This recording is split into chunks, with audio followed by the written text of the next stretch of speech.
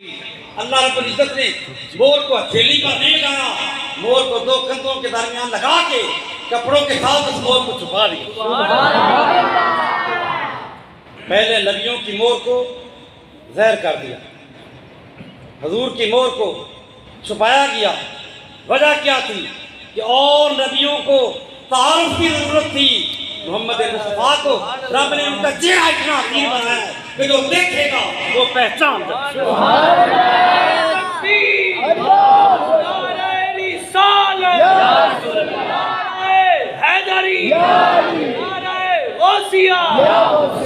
حضور سیدی فقیہ اعظم زندہ باد۔ حضور کی بارگاہ میں ساری کائنات حضور کو پہچانتی۔ ایک اونٹ حضور کی بارگاہ میں آیا،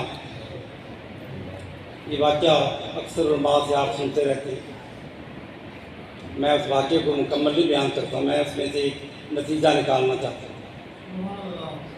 حضور کی بارگاہ میں اونٹ حاضر ہوا، اونٹ نے آ کے حضور کے کانوں کے قریب اپنا منہ لے گیا اور اپنی آواز نکالی، کچھ آوازیں نکالی۔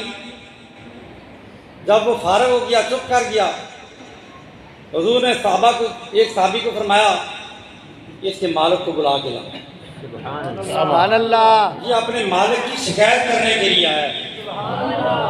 پتہ چلا کہ جانوروں کو بھی اللہ نے یہ عقیدہ دیا، یہ شعور دیا ہے کہ مشکل ہے تو مشکل حل کہاں سے ہوگی؟ سبحان اللہ۔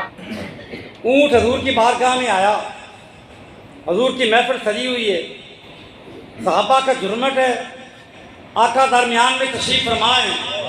اونٹ آتا ہے اور آ کے کسی سے پوچھتا نہیں ہے کہ محمد مصطفیٰ کہاں ہے۔ اونٹ کسی سے پوچھتا نہیں ہے۔ اونٹ یوں ہی نہیں آ کے وہ ابو بکر صدیق کے پاس نہیں رکتا، وہ حضرت طلحہ کے پاس نہیں رکتا، وہ حضرت انس کے پاس نہیں رکتا، وہ حضرت جابر کے پاس کھڑا نہیں ہوتا۔ اونٹ آتا ہے اور آ کے سیدھا حضور کی بارگاہ میں حاضر ہو جاتا ہے۔